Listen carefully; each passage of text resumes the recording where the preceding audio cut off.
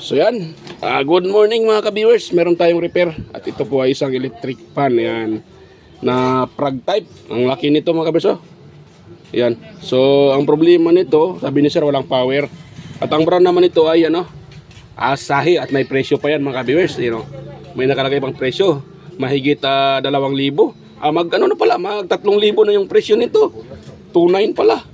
So yan, ito ay walang power mga ka-viewers at ito yung ating i-repair ngayon. So time check pala is 9:55 in the morning. Yan. So kakabukas lang ng shop ko dahil anong oras na natulog kagabi. So yun. Ayan si sir mga, ayan pala si sir mga kabirso. Yan si sir, pati yung kanya-kanya. Yan si sir. Ayan. So customer ko na po din po ito sila si sir. Makikita ko ngayon doon sa cellphone ko yan. Mamaya sir, gabi i-upload ko ito. Ayan. So ito yung ating buting tingin. So una-una natin gawin ito, try natin siyang ikutin. Ayan o, napaka-pre-wheel na mga kabirso yan o. Kasi pag yan po i-stack up, pag iniikot mo yan, ayan, pag ikot yan, ilang ano lang, ihinto ka agad yan. Pero tingnan nyo po, dahan-dahan pang huminto. Ano, napakalambot. So yun po ang ating basihan. So may tendency na buo yung, baka buo yung bushing nito at shafting. Dahil malambot eh. Tapos, ganoon natin siya oh. Alugin natin pataas pababa. Wait lang. Ayun, wala naman siyang alog pataas pababa. Yung ganyan na alog, normal lang yan. Pero ito maluwag na pala itong ano nito eh. Itong ilisi. Yan oh. Yung ganyan, normal yan. Pataas pababa dapat wala. So wala naman siya. So ibig sabihin, baka buo ata yung ano nito. Bushing. Uy, hindi na mahatak to ah. Kaysa mahatak mga kabiyers. Matigas. Matigas. Yan, tanggalin natin yung kanyang ano, screw. Yun. Nahatak sa wakas. Yun. So, ito natin ilagay. So, dahil ano na natin yan mga kabiyers, pati ito, tanggalin na rin natin.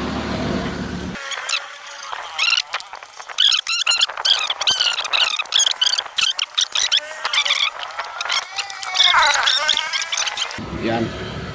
Yan lang yan. So, unang-una, kuha tayo ng tester. Yan, nakaset naman sa auto yung tester ko. Yan, napakita ko sa inyo. Ayan o. So, yun, kung kita ba sa video? Di ata. Ito na lang. Ayan. Pakita ko na sa inyo ang ano, reading yan. So, dito tayo sa kanyang power cord. Yung ating dalawang test probe ha. Yan o, nakaset na nga yan sa number 2. Naka number 2 na yan o. So 1 tayo. Tingnan nyo po yung tester ko. Walang imik, walang reading. Sa number 2, ganun pa rin. Yun o. Hanggang number 3 yan, walang reading. Yan o. Walang reading yan mga kabiyers o. Yan. So pag ganun, dito tayo dumako sa kanyang ano, sa kanyang tawag nito. Itong may box niya sa kanyang switch or selector switch. So ito na yung kanyang switch. So wala namang natanggal dito mga ka-viewers. Yan. So nakita naman natin. Yan o. Visually. So wala namang natatanggal dito. Wala namang nahatak dito natanggal. So para sure tayo na ang problema ay wala dito. So siyempre ito-test natin yung power cord natin. So yan ako natin yung tester ko parang yan nahatak. Yan good. So dito naman tayo uli sa power cord. Yan, hanapin natin dito yung isang linya. Dapat ito ay magbabaser. Dito. Wala. Ito sa kabila. Ito. Ayun, nagbabaser. Yan o. Dinig nyo ba, nagbabaser? So, ibig sabihin, buo yung isang linya ng cord. Yan o. Ayan, sa kabila tayo. Dito. At dito tayo sa common. Ayan, nagbabaser din mga ka-viewers. Yun na. So, ibig sabihin, buo yung ating cord. Ayan o. So, huwag natin paghinalaan yung cord. Ngayon, dito tayo sa common wire. Ang common wire yan po, yung nakaseparate, yun po ang common wire, sinasabing common wire.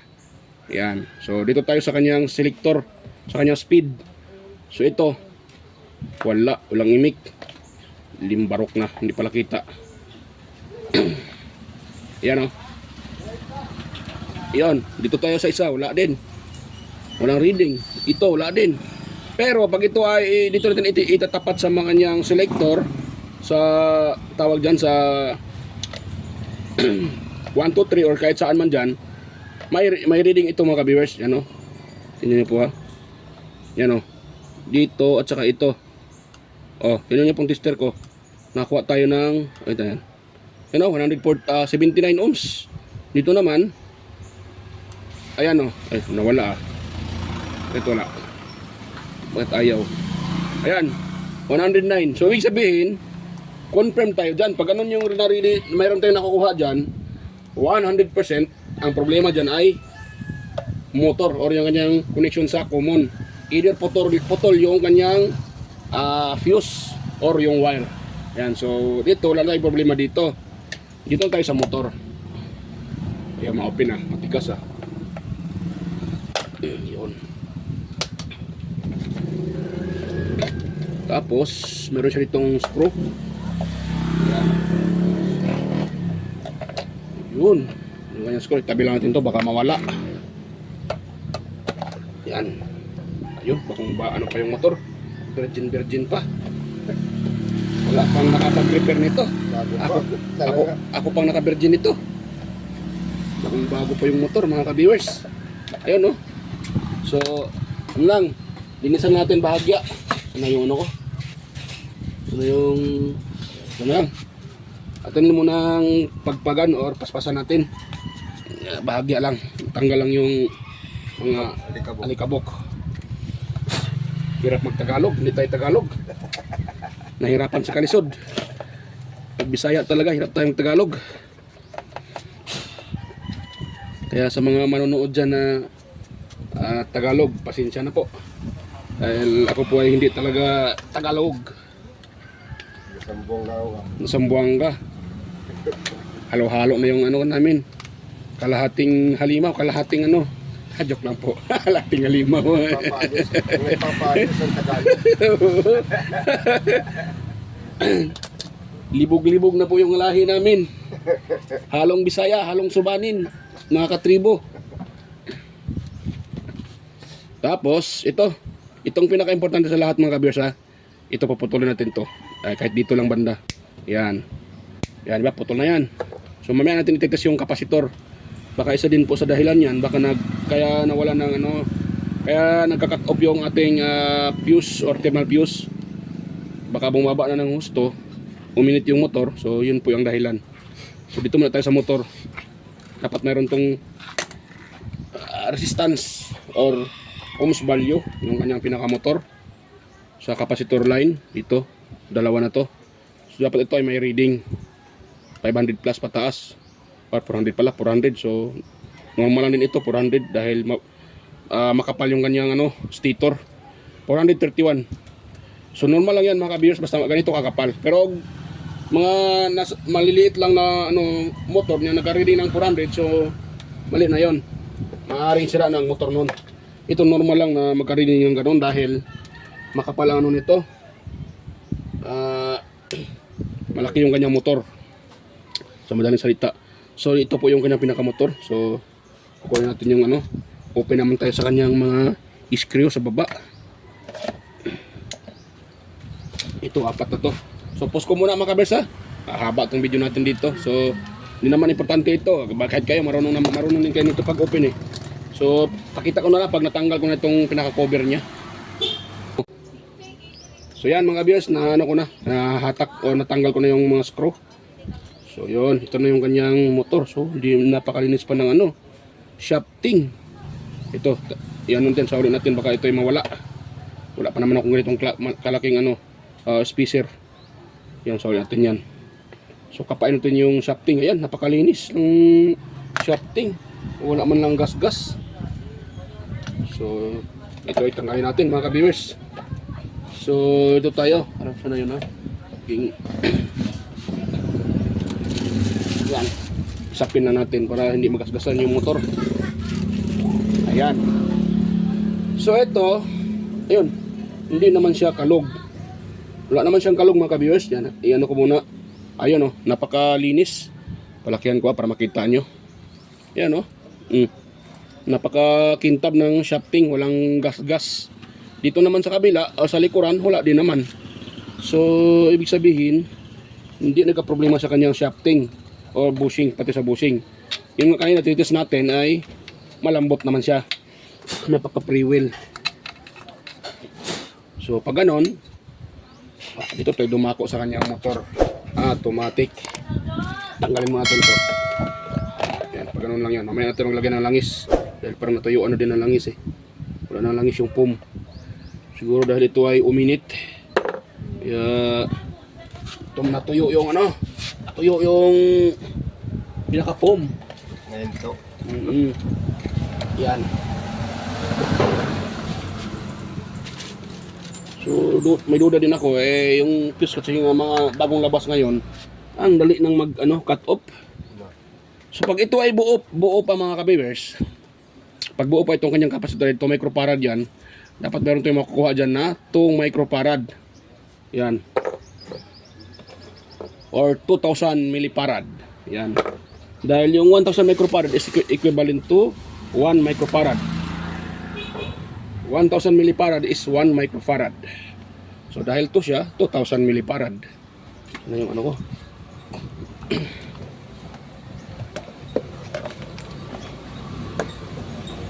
Ito tayo. Atin itong operahan. Akala nyo siguro tao lang yung operahan, no? Diyan kayo nagkakamali. Nag-opera din kami ng mga motor. Ako nga, operado na eh. Ilang taon na. Na-operahan ako sa appendicitis. So, hiniwa yung tiyan. Parang, ano tayo, tawag dyan. Ganyan din ang electric fan. Ganito din ginagawa ko. Ginagawa din sa akin eh. Langiya talaga. Yan ka lang gumaganti. Dito na ako gumaganti. Sa madaling salita. Dito na ako gumaganti. Dahil ako'y na-opera. Nag-opera din ako ng electric fan. Yun. So, na-open na. Tanggal na yung insulator. So, ngayon, isisit natin sa ito, microfarad yung ating lakihan. Ayan. Ayan o. So, kasi tayo sa capacitance tester mga viewers. So, ito ko lang ilagay. Ayan. Patong natin dyan. Tapos ito, i-test natin. Dapat meron tayong makuha dito na 1.82 hanggang 2. Ayun, nanofarad yan lang.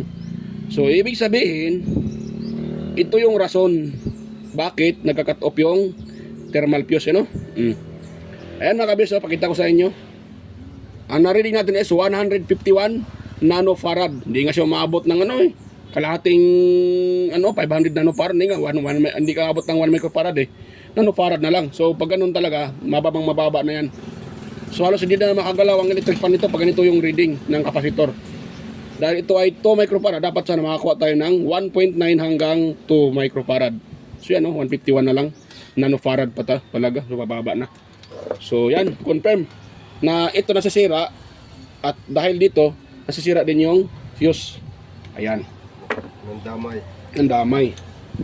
So ako naman talaga mga ka-viewers, sa aking repair, hindi ako naglalagay ng thermal fuse. Yan, nasa inyo na yan kung gagayahin nyo o hindi. Yan, so akin naman mga repair. So ilang taon ako nagre-repair, hindi naman ako naglagay ng fuse. So yan. So magpalit tayo ng ganito para 2 microfarad. Kuha muna ako ng bagong kapasitor. Ito lang mga ka-viewers ha. Hindi ko pa nakuha yung dito meron pa akong 2 microfarad mga ka-viewers na kapasitor. At ito ay bagong bago. Preskong-presko. Yan. Kuha lang tayo ng isa. Ito, kapariho sa kanya. Ito ay 2 microfarad. Ito din yung ilagay ko. So pareho sila. Ang kaibahan lang, itong sa original ay may wire, diba? So ito sa akin walang wire. Madali lang ito, hinangin to dito. Mamaya pakita ko sa inyo ang pag-connect dyan. Yan. So ito yung gamitin natin. Yan. So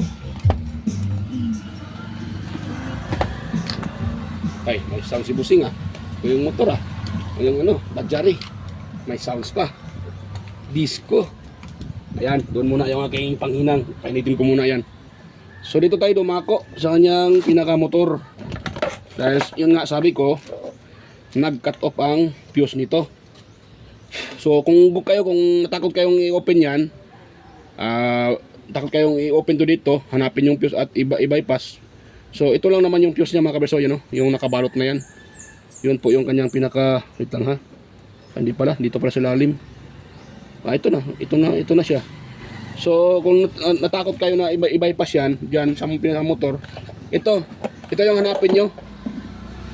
Kung nakita nyo itong wire na to, papunta dito sa wire na makakapal. Itong kulay na to, gray. Yan, yung gray na yan yung hanapin nyo doon sa liigan banda. Ito. Putulin nyo tapos i-bypass, ano nyo dito. Yan, dito nyo itap. So ako, try ko yung ano, dahil ito yung fuse niya eh. Yan. Wait lang ha. Ito na yung gawin natin. Hanapin na natin itong gray dito para hindi kayo mahirapan. So bago tayo dumako dyan, dito muna tayo sa kanyang bushing. Patakan natin ng oil. So na yung oil ko dito. Yan ito. Ayan mga bushing niya. So bago yan, pagpagan pala. Ito. Yan. Para maninis naman yung gawa natin.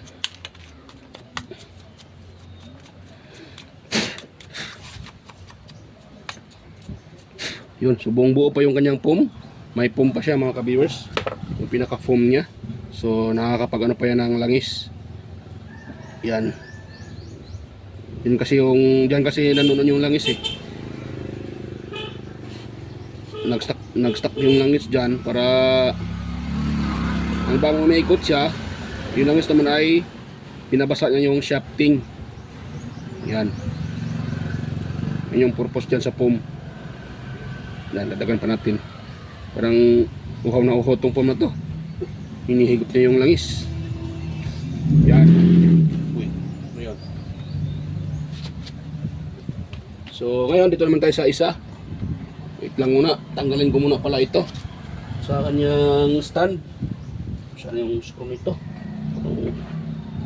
Anak ko po, ano pala to? Naka-screw type sa ilalim. Sige na, huwag na natin tanggalin yan. Ganun na lang natin. Tagilid na lang natin.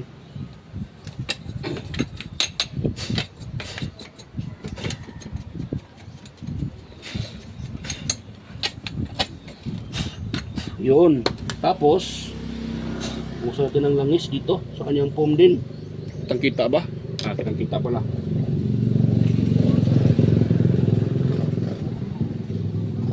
Yun. Ayun, pwede na siguro yan. Pwede na yung ano niya. Uhaw na uhaw yung foam. Uhaw na uhaw. Yun. So dahil nasa ulit na natin yan, sa ulit natin yung kanyang tawag dyan, motor. So tandaan natin mga kabirsa, tandaan nyo po yung kulay. Kung ganito yung electric pan nyo, yung sinasabi ko kanina na kulay gray, yun po yung ating hanapin ngayon. Pero ito muna, isauli muna natin yung kanyang motor. Mamaya natin hanapin pag ito na-install na. Kaya mag-bypass tayo ng common wire para gumana itong electric pan. So ito ay isauli ko muna ito mga kabisa. Diyan muna kayo. At balikan ko na lang kayo pag ito ay na-install ko na dito sa kanyang kaha. So ayan mga ka-viewers, okay na po, na-assemble ko na yung pinaka-motor nito. So dito tayo dito na lalabas yung sabi ko na bypass. Yan. So bago tayo mag-bypass, ito muna pala. Wait lang ha. Hanapin muna natin dito yung wire na yung kulay gray kanina, di ba? Yung sabi ko kulay gray. So yun po yung hanapin natin dito. Ito sa liigan na to. So mayroon yan dito eh. So ito yung ano natin dito mga kabers ha. Open na natin dito. Ito yung kulay gray na wire. So naman yun ha. Pata. So dito dapat wala tayong mabalatan na iba ha. Ang hanapin kulay gray lang. Yan. Itong pamamaraan na to ay kung natakot kayong idoon mismo sa motor i-bypass, so ito ay makakatulong sa inyo para hindi nyo ma-damage yung windings ng motor. Yan. So ayan, hanapin natin dito yung kulay gray. So ito yung kulay gray mga kabiyers, oh. Wait lang ha. Ito. Ito, yan. Puputulin na natin yan. Si kulay gray. Yan. Ito yung kulay gray. So ang gagawin natin dyan, siyempre puputulin natin. Yan. Tapos hihilain natin yung ito na to. Ngayon, ang gagawin natin dyan, kukuha tayo ng wire.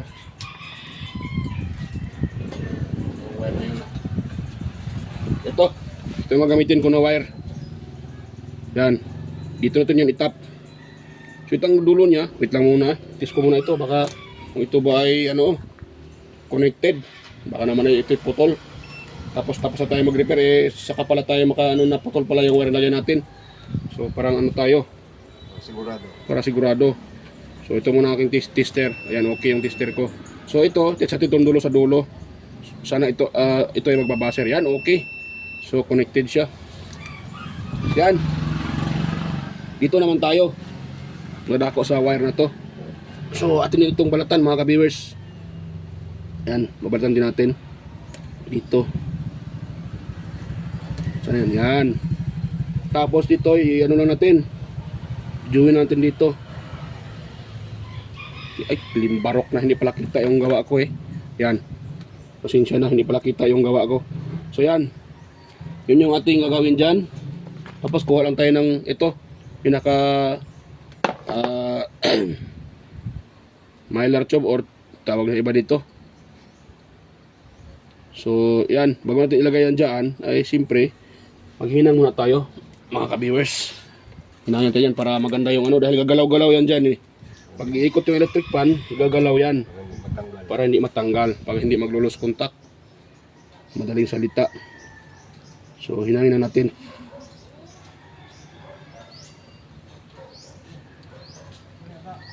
Yon, pwede na yan. Ngayon, medyo malaki at itong nilagay ko eh. So ito na isa, gagawin ko. Medyo malaki yung isa, yung nailagay ko, maluwag yun, maluwang. So ito lang isa. Ayun, ayan.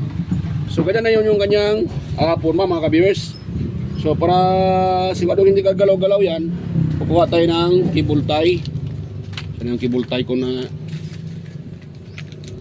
napakanipis. Yun. So ito yung gagamitin natin. Wala kasi akong makapal na cable tie, mas maganda pag mayroong makapal. Naubos yung mga cable tie ko, manipis na yung natira. So ito na yung gagamitin natin para maganda yung ating pagkagawa. Ayan. O, di ba? Ganun lang kasimple. So parang ko. So papatuloy natin siya mga ka-viewers. Tapos dito tayo sa motor. Itong dulo na to, itatap natin dyan sa dalawang ito. So tingin ko dahil gray yun, dito din tayo sa gray. Magtatap, yan. O, di ba? Ganun lang mga ka-viewers. So pag natapos niya itap yung wire na yan, magtitest tayo dito sa kanyang open natin sa 0. Yan, dapat sa number 1 mataas, bababa hanggang number 2. Ganun yung reading niya dapat. So kuha ako ng tester at ititest natin yan. Diba kanina walang reading ito? So tingnan nyo po, may reading na po ito mga ka-viewers dahil nga nagkaroon na siya ng connection. Ayan o. So naka-auto yung ating tester, naka-auto. Hindi pala kita yung limbarok. Yun. Parang ganun na lang. Ayan, ganun. Kita naman siguro. Kita na pala. Ayan o. So dito tayo sa test probe natin. Yan, naka-ready na yan. Ngayon, yung kanyang pinaka-selector, pipihitin ko number 1. Ayun, number 1. O diba, naka-ready tayo ng 274. So dapat, sa number 2, bababa yan. So mali, diba? Dahil ibig, yun, bumaba pala. 243, 274, tapos 243. Sa number 3, dapat mas mababa pa yan. O, 238, o 164 na lang. So ibig sabihin, tama yan. So try nating baliktarin ha. Yan, try ipakita ko sa inyo na yun po ay tama. So dito tayo sa red. Natin yung reading niya kung tutugma ba. Yan. So ngayon, tayo sa test probe natin. Power cord, saksakan. Ayun o. 270, nakailan siya, naka number 3. swap muna natin. Tapos try natin yung number 1. Oh, 160 na lang sa number 1. Number 2, 191. Oh, di ba? Imbes na bumaas siya, di ba? Dahil nga mali yung ating connection. Ito, oh, mali yung connection. So number 3 natin. Oh, mas lalong tumaas. 270. So pag ganun yung inyong pagkalagay, gagana yung electric fan nga lang, yung hangin palikod, hindi pa unahan. Oh, paatras yung hangin. So iikot yung electric fan ng hangin dito naman sa likod. So hindi matatamaan yung electric fan. Ganon yung ano niya, baliktad yung ikot niyan pag ganon yung ating pagka-wiring. So yon, top natin. Doon natin ibalik sa ito, sa kulay gray. Yan, ganon yun lang mga kabarsa. Pinakita ko lang kung paano i-wiring na tama yung connection. O, dapat talaga pag number 1 mataas, bababa hanggang number 3. So, dito tayo sa ano na to, sa wire na to. Kaya pala ka, pag minsan mga electric fan, kahit ang lakas-lakas, walang hangin. Walang hangin. Oo. Minsan pag walang hangin, sir, doon sa pinaka-motor, pinaka-ilisi, yung palapala niya, yung problema na nagka-problema. So, tayo natin number 1. Atras tumatapo. Oo. Hangin. Pag sa atras, malambot na yung ilisi. Ayan o. So, di ba naka-number 1 tayo, 274? Dapat bababa yan. O, 243. Hanggang bababa pa sa number 3. Dahil yung ano naman talaga, ang pinakabababa, siya yung pinakamalakas. Kaya number 3. Yun. So, dahil na-explain ko na, wala tayo ibang magawid. Kundi mag-wirings na tayo. Dito tayo sa pag-wirings. Sukluban natin to ng ito. Yan, yung tube na to. Pinaka-mylar tube.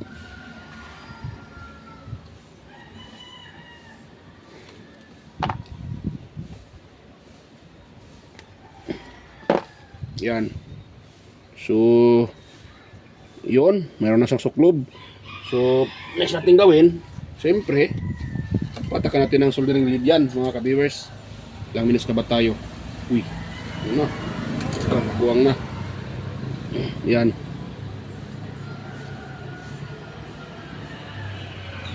Yun. Tapos dito.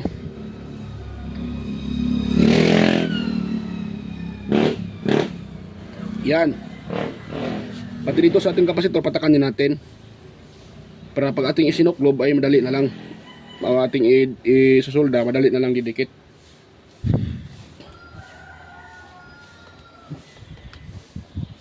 Kapasitor na sila. Ayun. Tapos dito, siyempre isusolda natin mga ka-viewers. Hirap pa.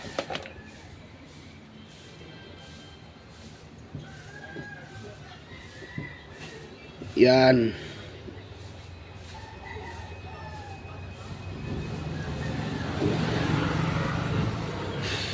Yun. So ganun lang kasimple mga ka-viewers. Tapos iyan natin yan, isara natin ito. Suklob natin yung kanyang pangsuklob para hindi pangit tingnan at para safety na rin. Ayan, o diba? So itong isa, solda din natin. Ito, solda din natin mga ka-viewers.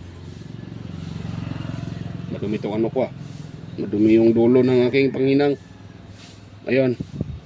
So ayun, hanggang ano yan, tumigas yun. Tigas na yan, pwede na yan siya. So, yan. Susi po.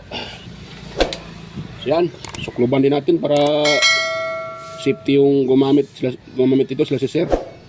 Yan, tapos pagkatapos niyan, gano'n natin dito, kuha tayo ng cable tie uli. Para maganda yung ating gawa.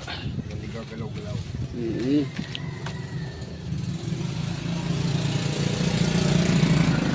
Ay, wala pala ito ano dito Kagguang ng limbarok na to. Ito na lang. Nakagguang na limbarok pa. Ayun Yun. Yan. Huwag natin hatakin dahil para hindi ganun lang. Ganun lang siya. Ganun lang para hindi ba tatama dito. Maganda yung yun ang purpose dyan. Yun. So ito muna ay ko muna mga kabisa. Dahil na wiring na yan. Ito muna isuklob ko muna yan. Balikan ko na lang kayo pag ito ay na-assemble ko na lahat. So yan, madali lang naman na makasimbol dito. Kahit kayo, pwede na kayo magana. Madali lang naman to, isa uli lang eh. So yan, stay tuned lang po. So yan mga ka-viewers, okay na. Nasimbol ko na yung asahi na ayan, prag type. Ayan, andyan pa rin lang si Zero. Ayan, nantayan lang yung kanilang electric pan matapos na. So ito na yung kabuuan niya na nasimbol ko na siya. So ito ay naka-plug na sa outlet at ititest na natin dito sa kanyang switch. So inamiro natin mga ka-viewers. Ayan nga pala, bago pala yan. Ano pala, sa mga bago dyan sa aking channel, huwag kalimutang mag-subscribe mga ka-viewers. At huwag kalimutang i-share yung ating video, i-like, at higit sa lahat, huwag kalimutang mag-subscribe. Ayan, so thank you po. At unatin sa number 1. Ayan o. Ayun, yung number 1 niya. Malakas. Ayun. So, trating ipa-swing. Ayan. Ano, nagsuswing naman siya. So, ibig sabihin, okay din yung kanyang gearbox. Ayan. Ang problema lang taga nito, nawala ng power. Dahil sa thermal fuse at saka dito. Ayan o, itong kanyang kapasitor. At yung pinaka-thermal fuse. So, okay naman. Na-repair naman natin. Yun. Number 1 pa lang yan mga ka-viewers. Paano na kaya pag i-number 2 natin? Nako, mas lalong lumakas. Ayan o. Okay, lilipad ako dito. O yan, baka lilipad daw si Zero. Baka lilipad rin si Zero. Ayan, naka-number 2. Number 3, mas lalong lumakas. Ayan o. Ayan o si Zero. Oo, lakas ng electric pan niya, Sir. Lilipad yung tricycle. Ayun, lakas mga ka-viewers. Ayan, okay na mga ka-viewers. Ayan.